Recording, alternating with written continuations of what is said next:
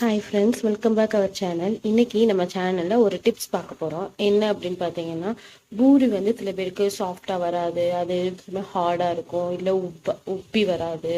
அந்த மாதிரி உள்ளவங்களுக்கு எப்படி பண்ணலாம் அப்படின்னு சொல்கிறேன். நம்ம எப்போவுமே கோதுமை மாவு எடுக்கும்போது கழிச்சுக்கோங்க. கடை மாவாக இருந்தாலும் சரி, நம்ம வீட்டில் அரைக்கிற மாவாக இருந்தாலும் சரி, ஃபஸ்ட்டு கழிச்சிக்கலாம். அப்போ தான் இந்த உமி எல்லாம் போயிட்டு ரொம்ப சாஃப்டாக இருக்கும். அது ஒரு டிப்ஸு. நெக்ஸ்ட்டு வந்துட்டு நம்ம ஒரு கைப்பிடி பூரி மாவோட இந்த கோதுமை மாவோட பூரி செய்யும்போது ஒரு கைப்பிடி ரவை போட போகிறோம். ஓகேங்களா?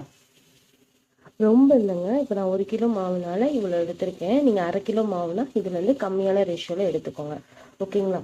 இந்த மாதிரி பண்ணும்போது ரொம்ப கிறிஸ்பியாக இருக்கும், நல்லா டேஸ்ட்டாகவும் இருக்கும். அப்புறம் நம்ம நார்மலாக உப்பு தண்ணி தெளித்து நம்ம வந்து மாவு பிசைஞ்சுக்கலாம். எப்போவுமே பூரி பண்ணும்போது நம்ம வந்துட்டு ரொம்ப வந்து சாஃப்டாக பிணையக்கூடாது. கொஞ்சம் ஹார்டாக இருந்தால், அதாவது ரொம்ப ஹார்டாக இருக்கக்கூடாது, சும்மா ஒரு நார்மல் ஸ்டேஜில் தான் இருக்கணும். ரொம்ப சாஃப்டாக இருந்தால் அதாவது தண்ணியும் அதிகமாக போயிடும், அதனால சொல்ல வரேன். ஓகேங்களா?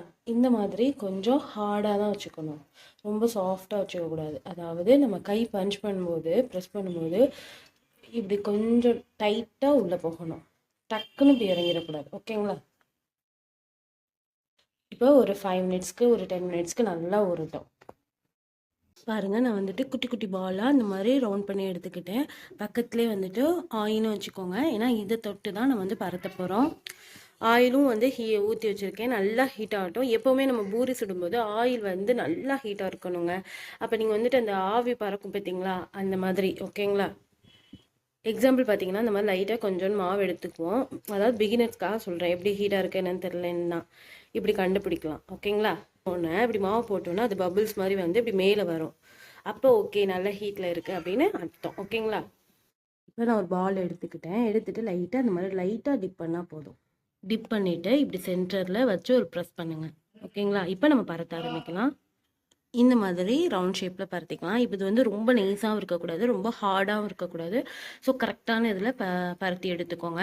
இதை எடுத்து நம்ம அப்படியே எண்ணெயில் போட்டுடலாம். எண்ணெயில் போட்டுட்டு நம்ம வந்துட்டு இப்படி கரண்டியை வச்சு லைட்டாக அந்த மாதிரி ப்ரெஸ் பண்ணணும்.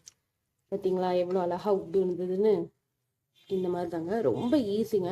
நம்ம வந்து சும்மா யார் வேணாலும் சமைச்சிடலாம். பட் ஆனால் வந்துட்டு இப்போ திருப்பி போட்டுடலாம். நம்ம வந்து யார் வேணால் சமைச்சிடலாம். பட் ஆனால் ஒவ்வொரு ஸ்டேஜும் பார்த்து பார்த்து பண்ணோம் அப்படின்னா கண்டிப்பாக நம்ம வீட்டில் உள்ள எல்லாருக்கும் பிடிக்கும், எல்லாரும் விரும்பியும் சாப்பிடுவாங்க, நம்மளுக்கும் ஒரு ஃபுல்ஃபில் கிடைக்கும். இப்போ இதை எடுத்துடலாம். பாருங்க எவ்வளோ அழகா இருக்கு. இதே மாதிரி நம்ம எல்லா பூரியும் எடுத்துக்கலாம். நல்லா பாருங்க, கிறிஸ்பியாகவும் இருக்கும், ரொம்ப சாஃப்டாகவும் இருக்கும். ஓகேங்களா? வாவ், பப்ளியான பூரி ரெடி ஆச்சு. கண்டிப்பாக வீட்டில் இந்த டிப்ஸை ஃபாலோ பண்ணுங்கள். கண்டிப்பாக உங்களுக்கு ஒரு யூஸ்ஃபுல்லான டிப்ஸாக இருக்கும்.